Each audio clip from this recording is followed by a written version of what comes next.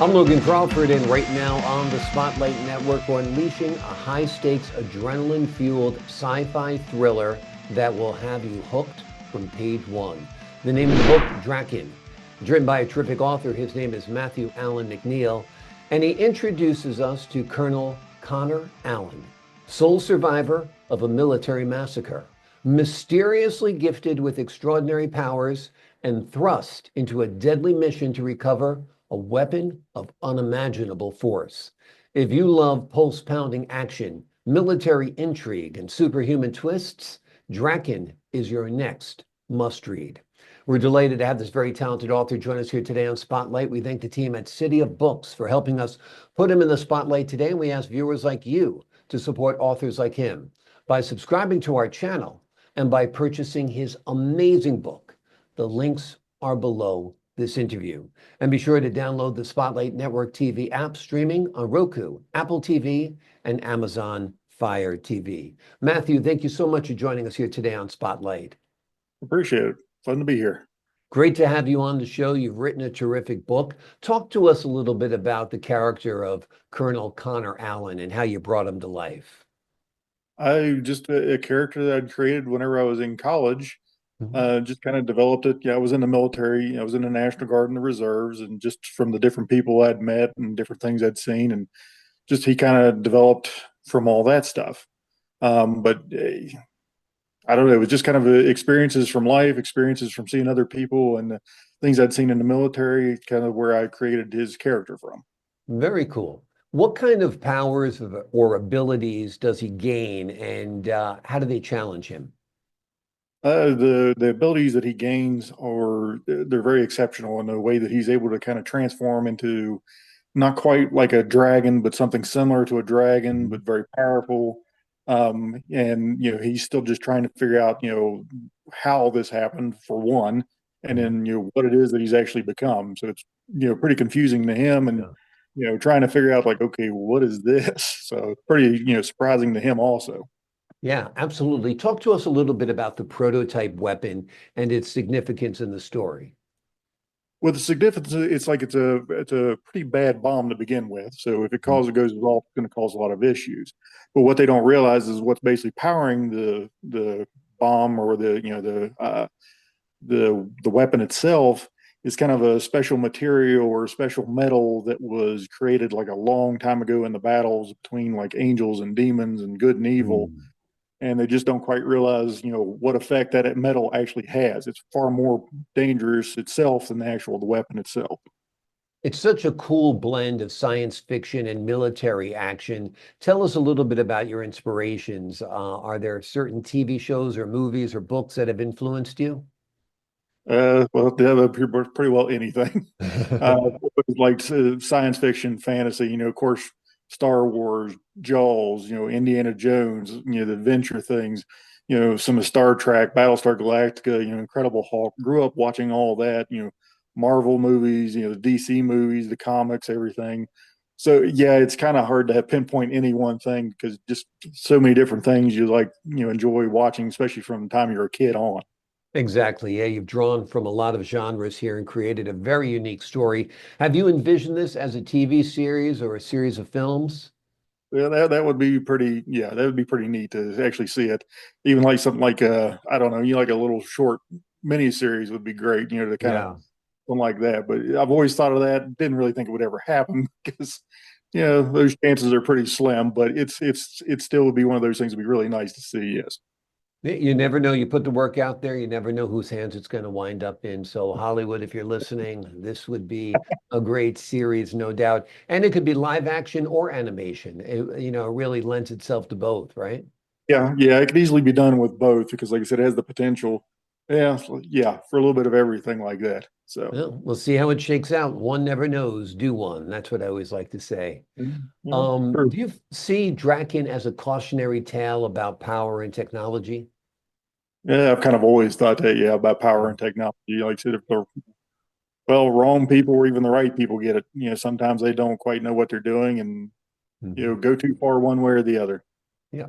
Is this going to be part of a series? Is it already part of a series? I've already got a couple ideas. Well, started writing the second second/third part, I originally done the first part basically just it was one of those things you kind of always think you're going to write something or do something. And I finally just set myself down a while back. I'm like, nope, I got to do this. I'm going to do it this year, make sure it's done.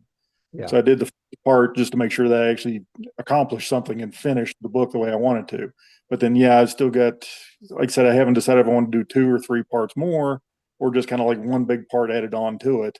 Yeah. But yeah, for other things, yeah. So sometimes, yeah. So even if you ask some questions, sometimes I'm thinking about the other parts ahead that are not in the actual book yet. So Yeah.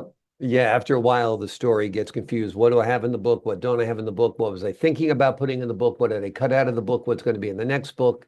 It can yes. be, that's kind of like the bane of all authors, no doubt. Talk to us about the old friend and the role he plays in guiding Connor's journey. The old friend is basically kind of a combination of several friends I had in college. Mhm. You know, type of friend that they probably wouldn't be bailing you out of jail. They'd probably be sitting there with you instead. So you kind of get to the idea that you're like, yeah, having a true friend is always a good thing. And I had several really good friends in college that he's kind of an amalgamation of them. Put together a couple traits here, a couple traits there. And yeah, they're always kind of the ones that kind of ground you from doing that stupid thing that usually gets you in a lot of trouble. Or they Absolutely, kind all of need friends like that to be with Yeah, or us. else they kind of prod you into doing that stupid thing. That's also the other Yeah, they probably landed you behind bars in the first place. Yep, got those type story. of friends, no doubt. What's it like writing a character with superhuman strength? It's hard because you don't want him to be completely invincible. I know people complain about Superman versus Batman and other characters because of that, because Superman is really indestructible, but I guess not. Well, Even he has his kryptonite, right? well, yeah, I mean, every character kind of has their weakness, but then again, you always want that character that doesn't have that weakness against certain people. Like, so no matter what, they can always defeat the bad guy one way or the other. Well, granted, a lot of times, it may take a lot of trials and tribulations to get to that point. But it's very difficult because you don't want to make it to where it's like so overpowered that it's kind of useless. It's not really Right. much of a story then. Yeah. Yeah, So, exactly. If he can defeat anything, if he's, super strong, then obviously game's over. Okay, he wins. So, yeah, exactly. They got to have their Achilles heel, no doubt. The research, or rather the military and the technology aspects of the story are very real. Do you have a military background or did you do some research? Tell us a little bit about that. I was in the Army, National Guard, and the Army Reserves for about 7 years. And then my brother, he was also in the Army. Hmm. Several family members have been in the military, Marine Corps, the Army, and stuff like that. So between my experience and talking to them, it's kind of where a lot of the military stuff comes from. Yeah. If you were to cast Connor Allan in a film adaptation, who would play him? I've actually thought about that for recently, and me and my wife, we really enjoy the TV show Supernatural, Hmm. and it's always kind of Jensen Ackles was always kind of what I thought. Like, yeah, he'd fit the part pretty good.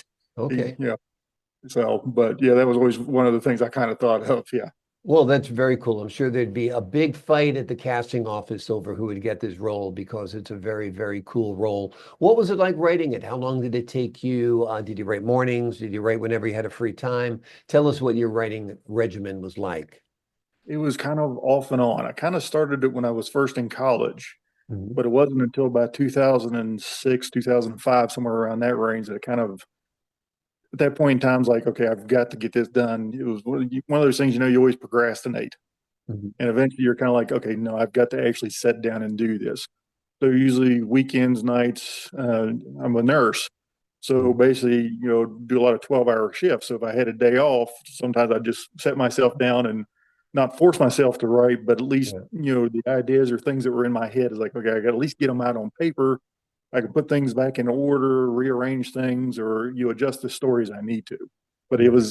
yeah, it was one of those things. Sometimes just having the time to do it, even though you've got the idea, you kind of end up just doing other things, and life gets in your way, and so you kind of sometimes have to just set aside time to actually do it. Exactly. Well, the good news is you finally got it done, borrowing Yeah. time here, borrowing time there over the course of years. And you've done wonderful work on this. The name of the book is DRAKKYNN.